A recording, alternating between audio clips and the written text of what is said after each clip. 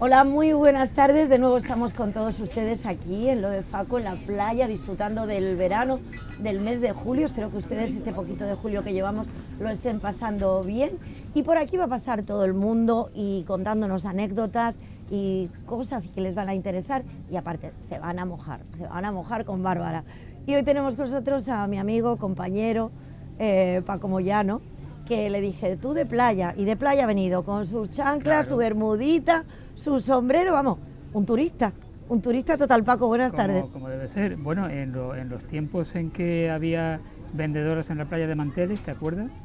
Que vendían manteles, pues a mí siempre intentaban vendérmelo porque me confundían con algún turista. No me lo puedo creer. Sí, porque yo tenía el pelo más bien claro, cuando tenía pelo, la piel muy blanca, y me ponía pues camisetas de colorines, chanclas coloridas y parecía un turista. Las chanclas te gustan mucho. ¿Cuántas chanclas tienes, Paco? Bueno, no te sabría decir, pero yo es que he coleccionado, ya no, es una afición que ya la he perdido. Eso es muy propio, ¿no?, de los Géminis, coleccionar. Coleccionar cosas, sí. Yo he coleccionado un montón de cosas. Yo también. Y entre ellas también sandalias, una cosa, bueno.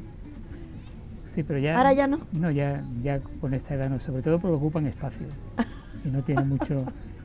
No Paco, tiene mucho sentido. Como estamos aquí en la playa, yo no sé si ahora, creo que ahora no vas a la playa, pero ¿de pequeño iba a la playa? Sí, yo he ido a la playa muchísimo. Además era un ritual familiar en verano. Después de comer, tú figúrate a la hora en que íbamos a la playa.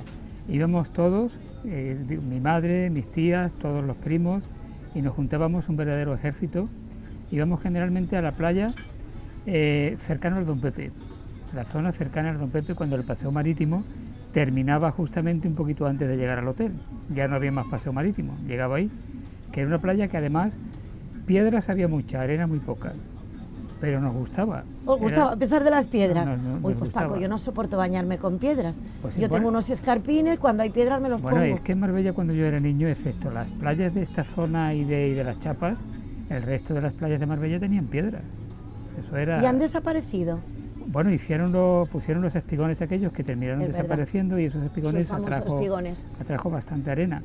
Pero realmente yo hace muchos años que no frecuento la playa, porque siempre he sido de piel muy blanca y me quemaba, pero es que ya me quemaba con el resplandor simplemente. Madre mía. Y me ponía factor pediátrico de crema. ¿El de los bebés? De los bebés, y aún así me quemaba. De manera que el dermatólogo me aconsejó que si podía prescindir de ir a la playa, y me acostumbré a ir, lo hice.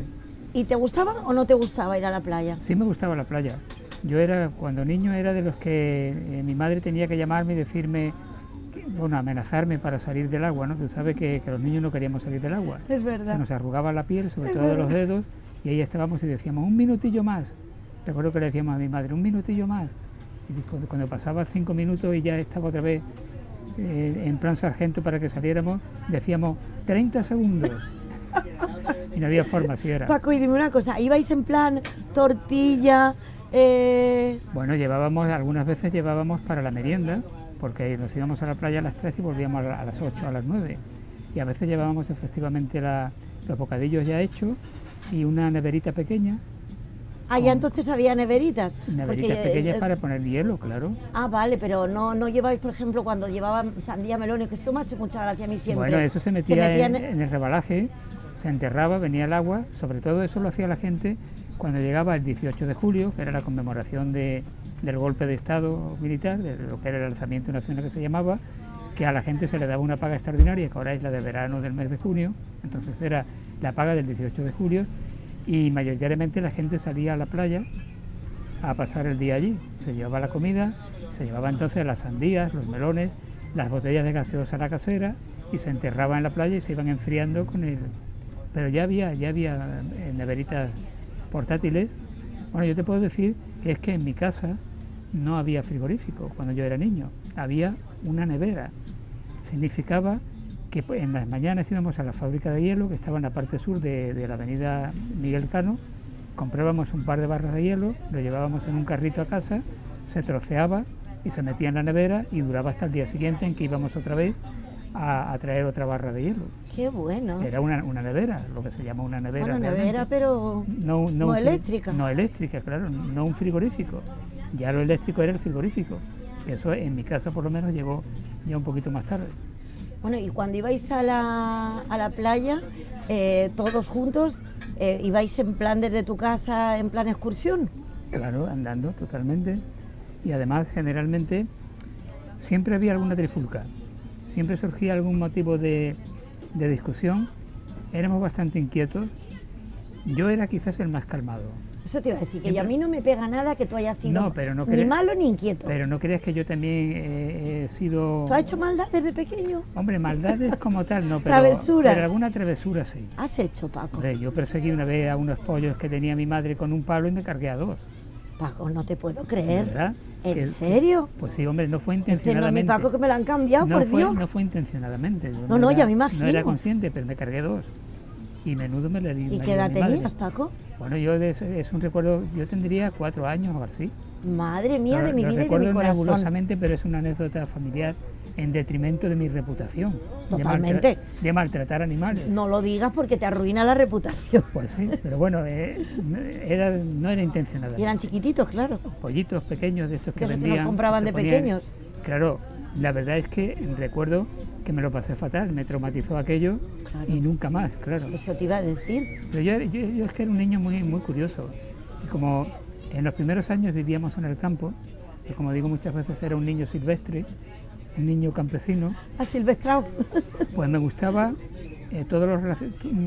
descubrir cosas relacionadas con la naturaleza, ¿no? Y tenía debilidad por levantar las piedras.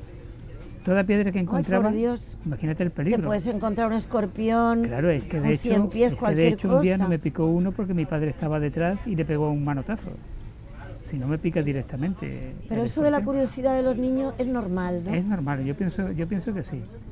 Pero yo en esa etapa tenía, digamos, una atracción por todo lo natural que cuando me transformé en niño urbanita me fue desapareciendo, porque ahora no te gusta, ya no eres campestre. Ahora ya no tengo esa atracción por el campo que tenía en ese momento. Además, tengo una anécdota curiosa. Había un pastor, bueno, un cabrero, que tenía un rebaño que salía a pastar, y cuando yo tenía 4 o 5 años me llevaba con él algunas tardes a pasear por el campo con las cabras. Y llegábamos, por ejemplo, y había un arbolito que me gustaba, y decía, ese árbol qué bonito, pues ese es tu árbol. Y me los regalaba. Yo estaba convencido que esos árboles eran míos. ¿Te das cuenta? Curioso. Cómo se puede influir en la conciencia de un niño, ¿no? Pues sí. A las cabras no les harías nada, ¿no, Paco? No. Mi único episodio de maltrato animal fue ese inconscientemente con dos pollitos. Con todos los animales que tú tienes en casa, que tiene el arca de Noé. Pues sí. De verdad. Pero bueno, todos tenemos un pasado. Es verdad, cierto. Y cuando, Paco, eras pequeño, ¿ibais a menudo a la playa o no? Bueno, en verano todos los días. Todos los días. Era raro el día que no íbamos. Qué maravilla. Bueno, había... Qué suerte vivir en la playa. Había unos cuantos días durante cada mes que no íbamos a la playa. No entendíamos los niños por qué era. Y eran porque nuestras madres tenían el periodo. Y en esa época las mujeres no se bañaban. Es cierto. ¿Te acuerdas de eso, no? Sí, entonces siempre le decían, no, es que estamos malas. Y decimos, bueno, estas malas, ¿qué les pasa? ¿Qué enfermedad es la que tienen? Curioso, ¿verdad? Y era eso, pues, excepto esos días, todos los días íbamos a la playa. ¿Qué tontería más grande, Paco, eso? Porque incluso totalmente. De jovencilla yo también lo decía, no, eso no, o la cuarentena cuando tenías un bebé, madre mía, y hoy tienes el bebé y al día siguiente te estás duchando. Era una tontería, esa historia que no tenía ningún fundamento científico. Ninguno. Lo mismo que era ocultar a los niños lo que pasaba. O sea, decirle que estamos malas, en fin, sí. eran eso era un atraso, bueno, como tantas total. Otras cosas. Ah, claro, y esos días os quedabais sin playa. Esos días no había playa. Qué gracia. Y después yo recuerdo también, eso no ya con mi madre o con mi tía o mis primos, sino con amigos, sobre todo con un amigo que todavía sigue siendo amigo mío, como un hermano que se llama Diego, y con su padre y su madre, algunos domingos veníamos a las playas de la Chapa.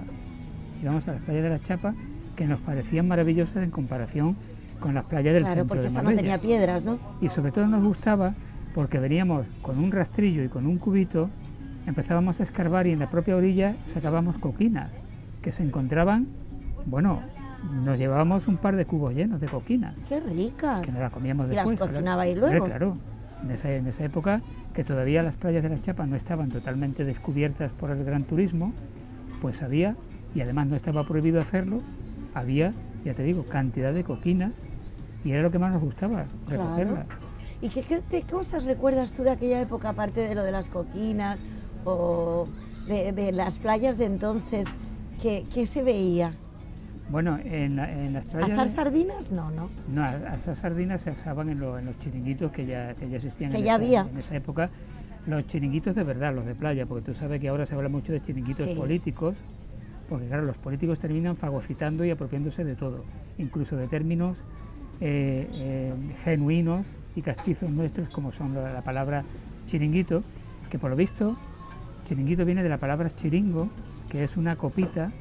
En Sevilla se le llama el chiringo una copita, no sé si de anís o de coñac. Ah, eso no lo sabía yo. Se llama un chiringo.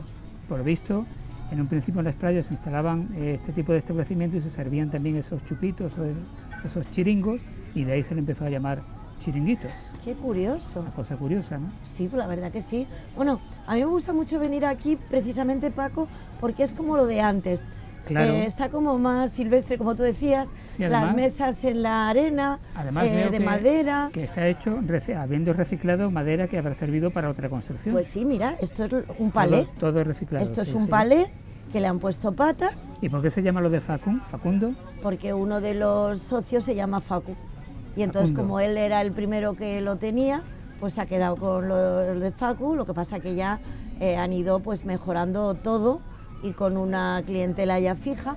Y además te digo una cosa, aquí en esta urbanización de detrás viven varios ministros y aquí en la esquina vive también un ministro inglés, o sea que tiene una clientela... Bueno, estamos en una zona, esto se urbanizó por Ignacio Coca, que hizo pues el campo de golf, Incosol, el Hotel Los Monteros, y que era muy amigo de José Antonio Girón.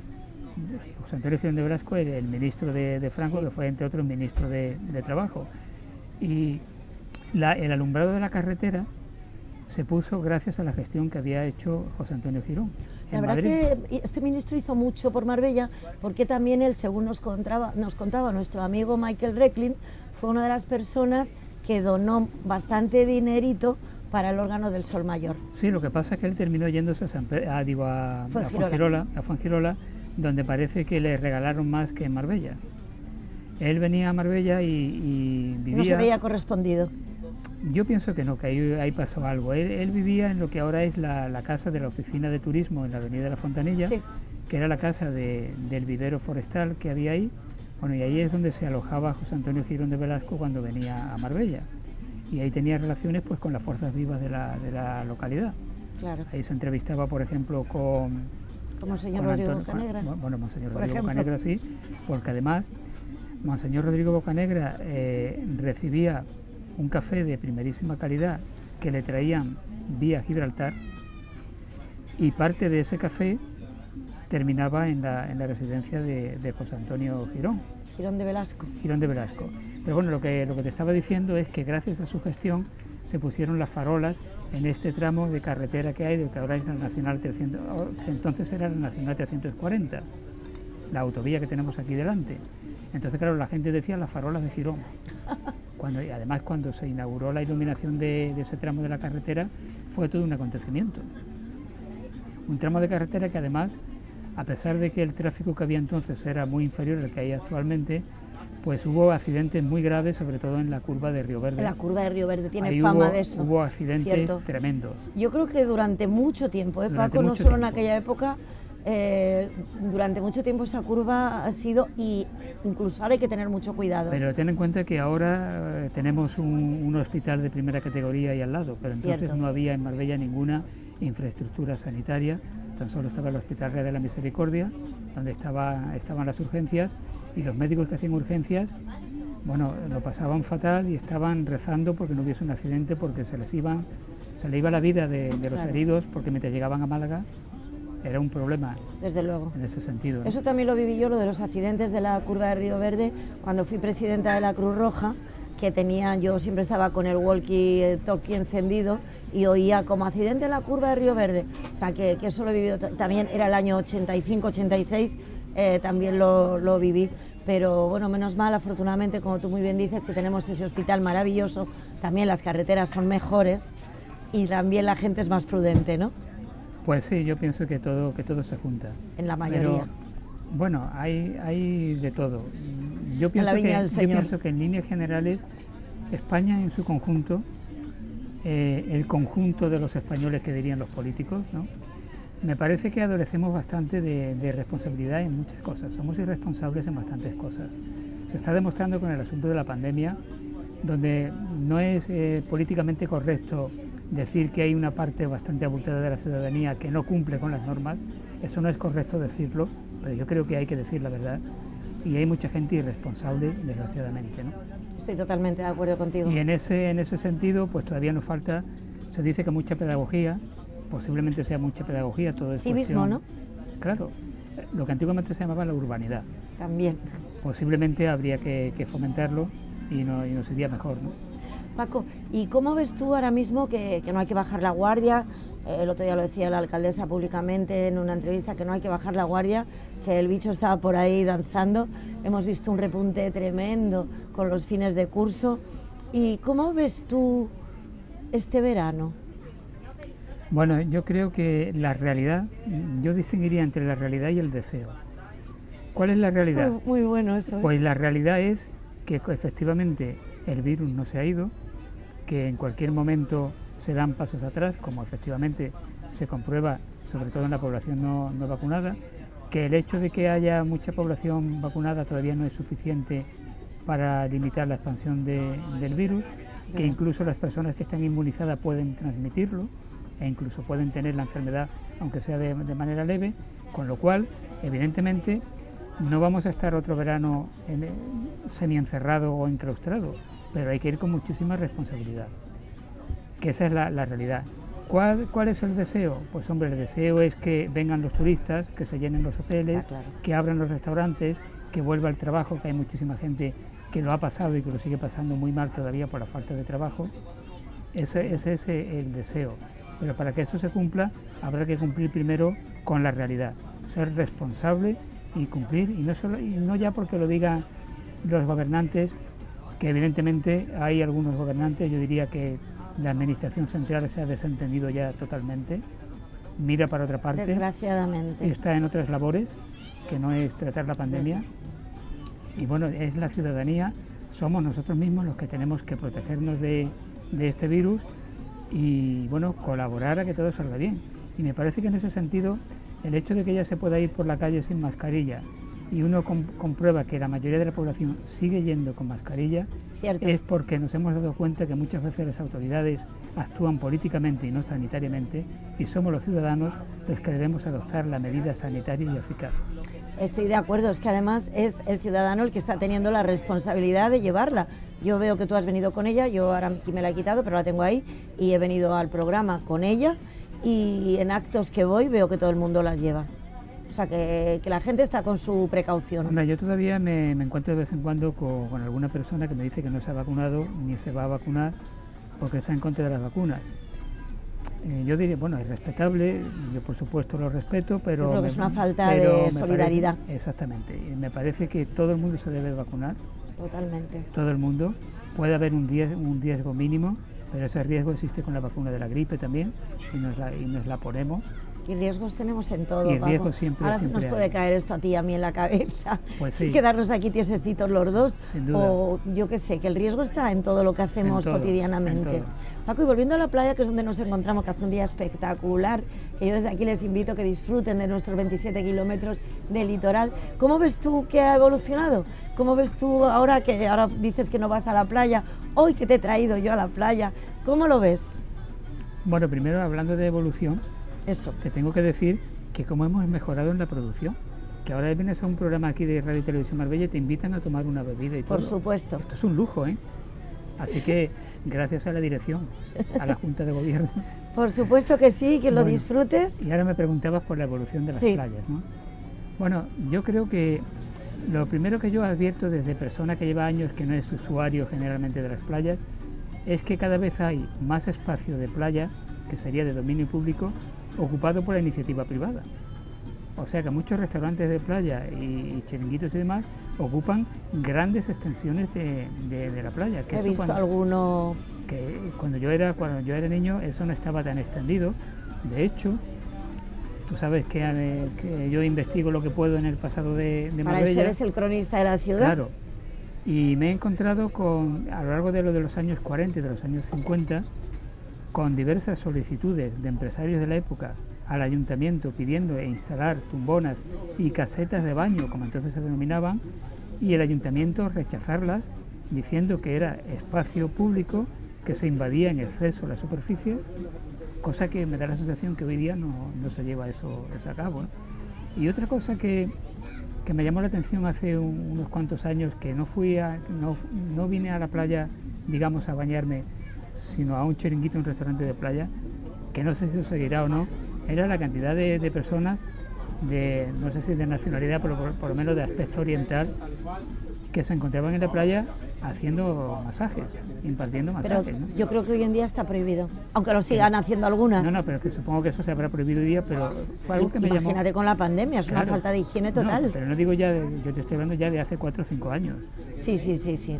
Y eso me sorprendió, porque, bueno, sobre todo es que me pareció que no sé cómo alguien se puede poner en manos de una persona que uno no sabe si sabe tocarte o no, lo que te puede transmitir, la higiene que puede haber. Totalmente. Que es muy arriesgado. Pues, Paco, debería haber gente cuando lo hacían. Hombre, claro. Deberían tener clientela. Por supuesto, si estaban es porque había clientela. Madre mía. Sí, yo de verdad que este año no he visto a nadie y yo creo que les habrán prohibido totalmente con la pandemia, porque entre otras cosas lo que tú dices, es una falta de higiene, que pasen de uno a otro sin lavarse, que es una manera de buscarse la vida, pero poco recomendable. Yo tengo también asociado de recuerdos de infancia relacionado con la playa, con playas que no son las playas de Marbella, sino las playas de Estepona. Porque este amigo que te mencioné anteriormente, y su padre, los abuelos vivían en Estepona. Sí, porque el abuelo durante un tiempo fue el distribuidor del gas butano allí en la localidad. Total, que íbamos frecuentemente a Estepona y íbamos a la playa que se llama la playa del Cristo, creo que es la playa del Cristo en Estepona, siempre lo recuerdo. Y el paseo marítimo de Estepona, que a mí me parecía mucho más grande que el de Marbella. Ah, sí. Yo creo que efectivamente era más amplio, era más ancho. Eso era antes. No sé, sí, yo te estoy hablando cuando era niño. Hombre, actualmente el paseo marítimo de Estepona tiene una virtud. Sí, es verdad. Y es que hay un aparcamiento subterráneo que ocupa casi todo el aparcamiento y es un placer poder llegar allí y encontrar el aparcamiento, ¿no? Sí. Y además a un precio no tan prohibitivo. No es cierto.